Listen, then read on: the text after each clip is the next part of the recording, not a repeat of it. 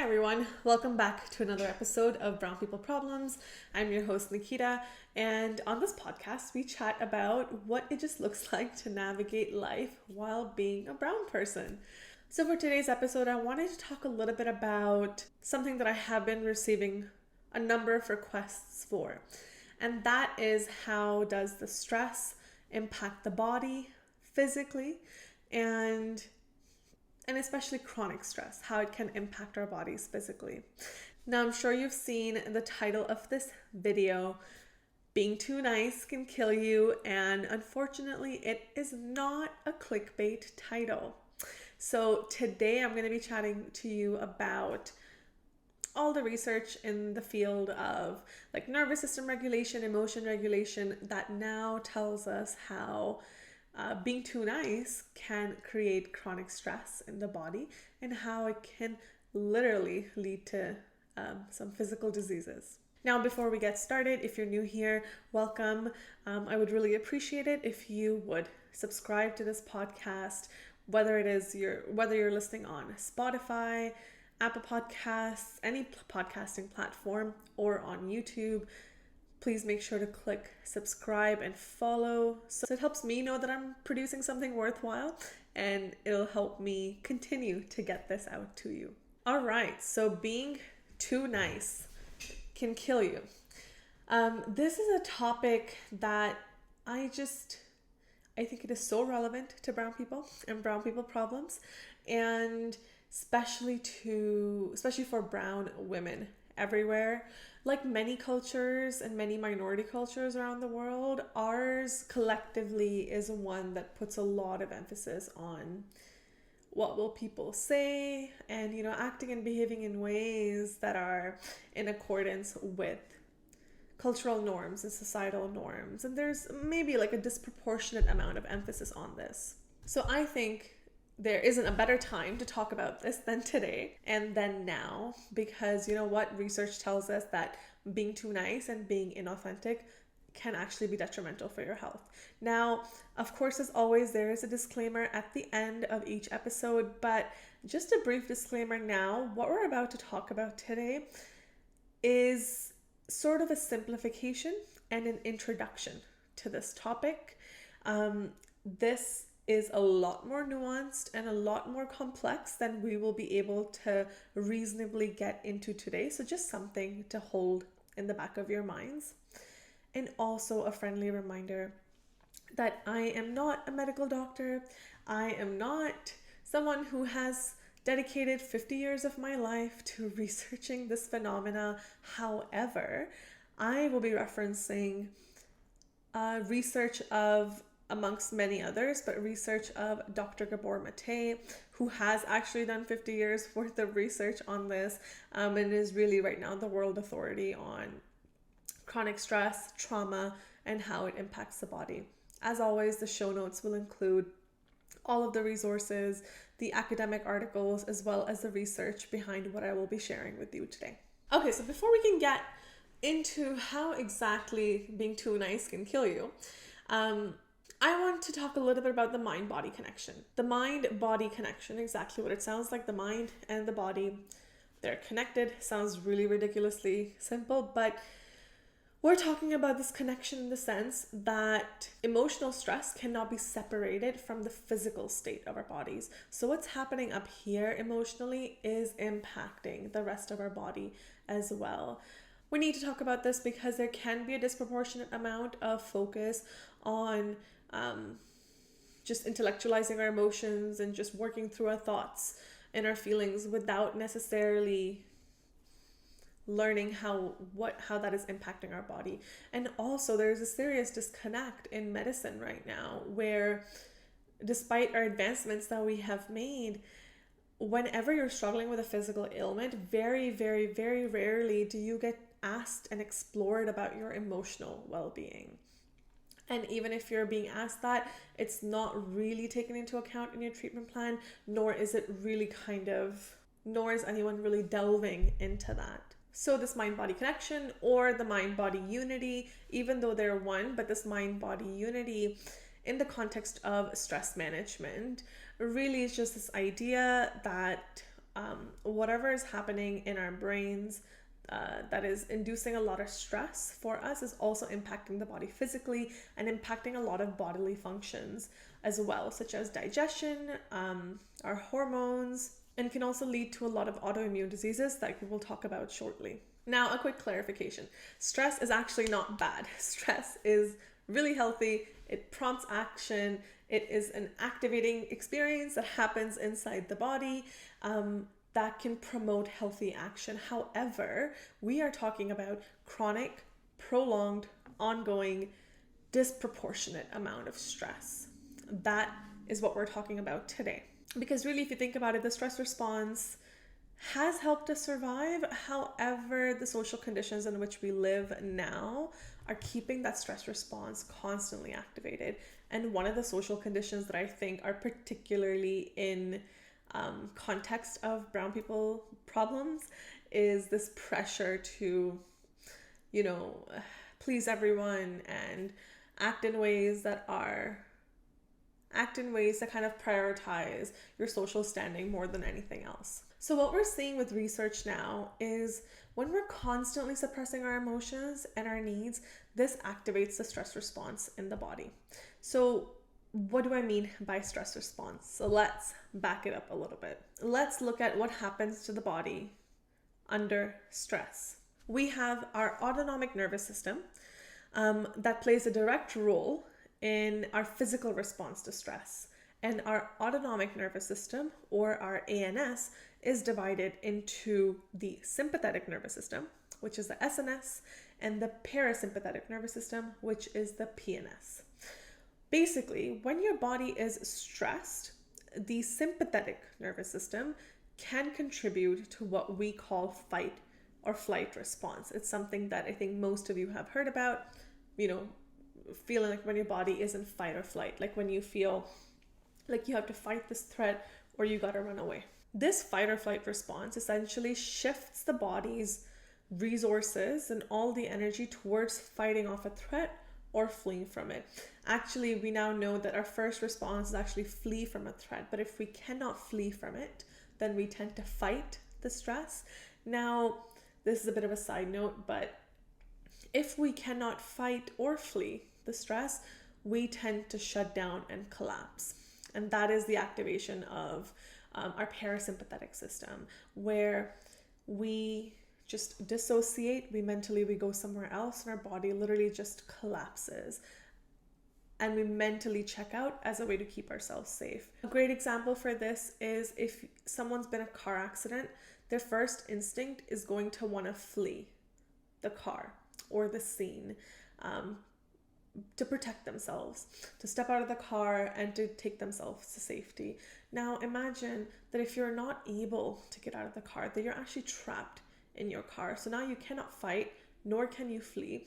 So in order to keep you safe, your body shuts down, goes into the freeze response, which may look like you dissociating, you mentally escaping, or you becoming numb.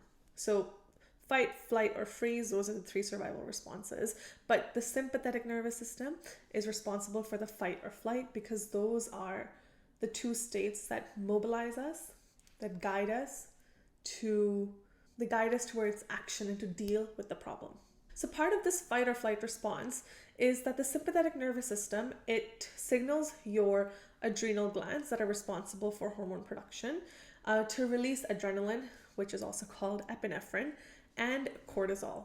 Now these hormones cause your heart to beat faster, so you feel like your heart's racing, your respiration rate increases, your blood vessels in your arms and legs start to dilate, your breathing becomes shallow, so you can fight better or run faster, and your glucose levels start to change in your bloodstream as well to help you deal with this emergency on hand. So as you can see, a number of things happen in the body at that time. The stress response is sort of like this alarm system in your body that gets turned on whenever there is a real or perceived threat. When we're talking about the brain, there's a couple structures here to keep in mind. One is a hypothalamus and the other is the amygdala. So whenever you experience a stressful event, the amygdala is a part of the brain that actually contributes to emotional processing. This sends a distress signal to your hypothalamus. Hypothalamus is sort of like your brain's command center. It communicates with the rest of your body through your nervous system. And in this circumstance, it communicates to your nervous system that you need to fight or flee. Our autonomic nervous system controls a lot of involuntary body functions like breathing, your blood pressure, your heart rate. Now, all these changes that happen in your body that we talked about, they happen so quickly. So you're not consciously realizing that this is happening for you. It happens in like a millisecond, but this is really what's happening in your body, which is why when you're anxious, you may feel like your heart's racing, or you have a tightness in your chest, or you have some restlessness in your arms and legs, your extremities, so you can fight or flight. Now, once this initial kind of surge of adrenaline kind of subsides, your hypothalamus can activate a second line of defense, which is the HPA axis. Now, this is if the stress is still ongoing. If the threat, is still ongoing. The HPA axis is basically your hypothalamus, your pituitary gland, and your adrenal glands. Without getting too complicated and sciencey into this, all you really need to know is that this HPA axis really kind of keeps your nervous system, your sympathetic nervous system, keep its foot pressed down on the gas pedal, right? Because your brain is continuing to perceive something as dangerous. So you have another bunch of hormones that are released to help the production of more cortisol into the body. Now, when the stress passes, the parasympathetic nervous system is supposed to take over, put on the brakes to this racing car, and all of the stress response system is supposed to resolve itself, and you're supposed to come back to a place of calm and equilibrium. That is what's supposed to happen.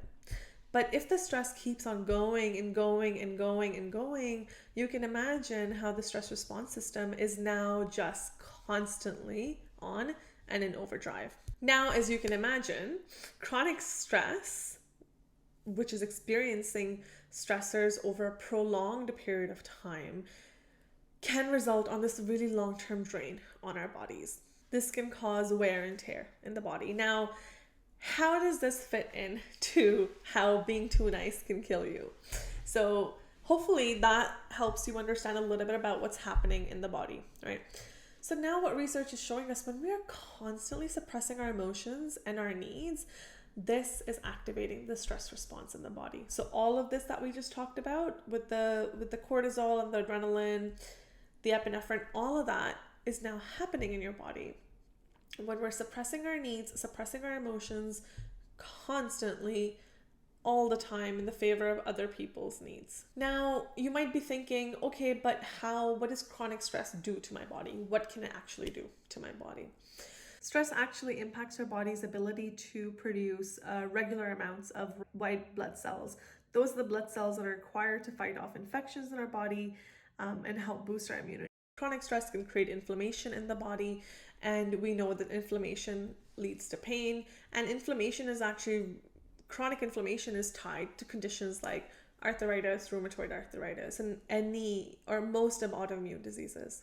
Chronic stress can distort the hormonal balance in the body.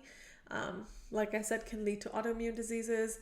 It also prematurely ages our cells. Now, this is maybe like a side note for fellow like science geeks, but stress can affect our DNA. So telomeres are basically these structures on the ends of our chromosomes. They're like little those like little plastic caps that you have on your shoelaces. Imagine that. Those are telomeres, and they are on the ends of our DNA, on our chromosomal structures that are supposed to prevent the chromosomes from fraying. These telomeres, they shorten as we age, but if they become too short, the cells can become impaired. Now, we know from research that stress and adversity, chronic stress and adversity, significantly shorten telomeres, which prematurely ages our cells, which then makes us more prone to illness. Chronic stress can also suppress vital emotions. It can deteriorate gut health, which is why we see a lot of IBS and Crohn's with those who have chronic anxiety and stress. And it can also impact memory long term, right? If your stress response system is constantly on, your body is not going to be allocating resources to convert working memory to short-term memory to long-term memory.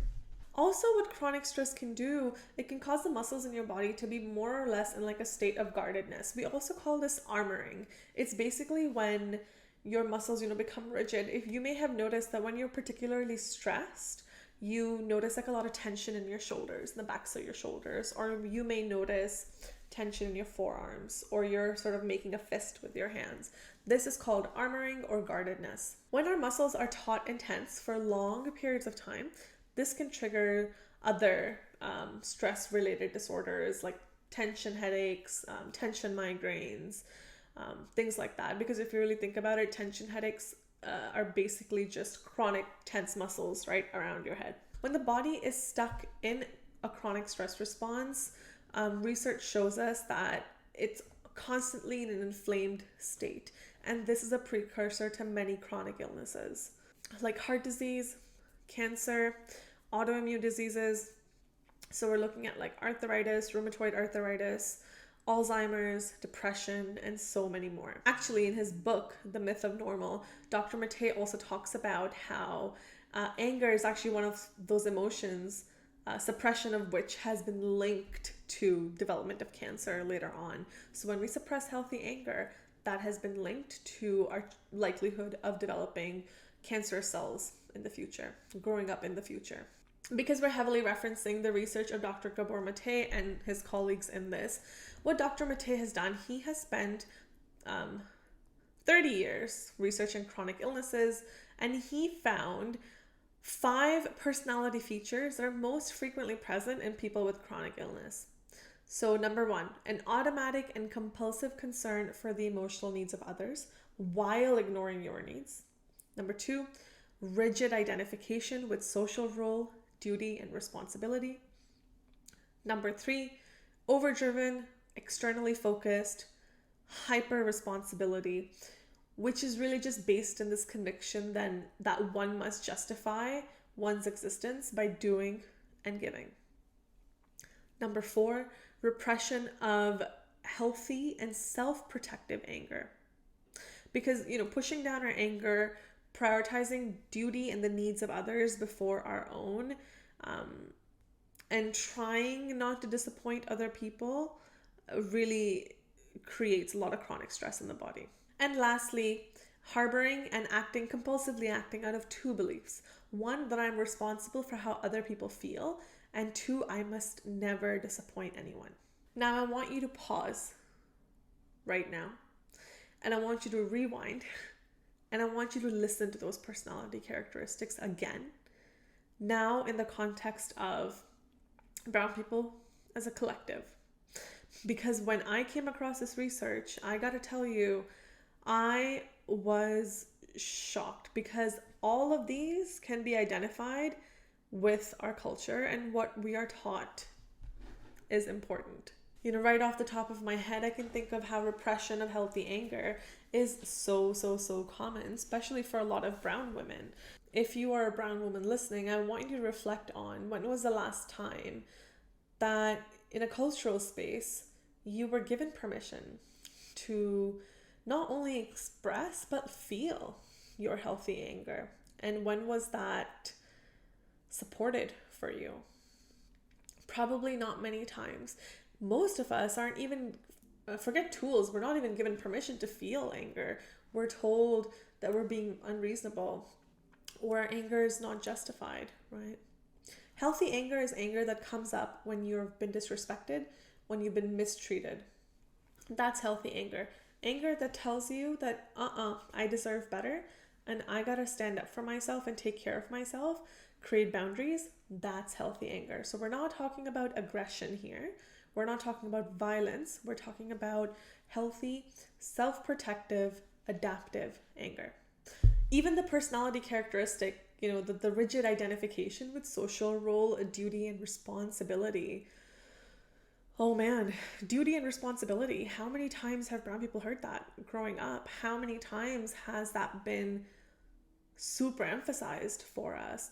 We know that, many brown men experience this like disproportionate pressure when it comes to duty and responsibility to put everyone else before themselves or to be providers.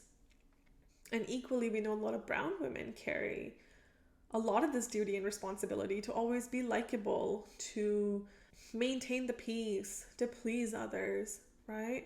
These are the personality features that are most frequently present in people with chronic illnesses, because all of these have to do with suppressing our emotions, stifling our authentic needs, which keeps the body in a constant state of stress. And when the body is in a constant state of stress, our stress response system is always just going, and going.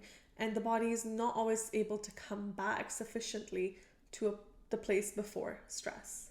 Now, it's really important to talk about how these personality characteristics don't really have anything to do with our conscious will or choice.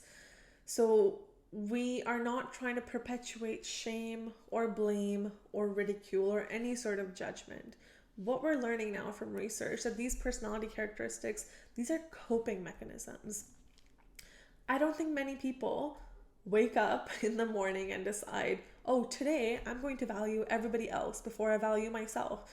Or today when I get disrespected, I will swallow my anger and I will keep doing what I gotta be doing. No, these are not conscious choices.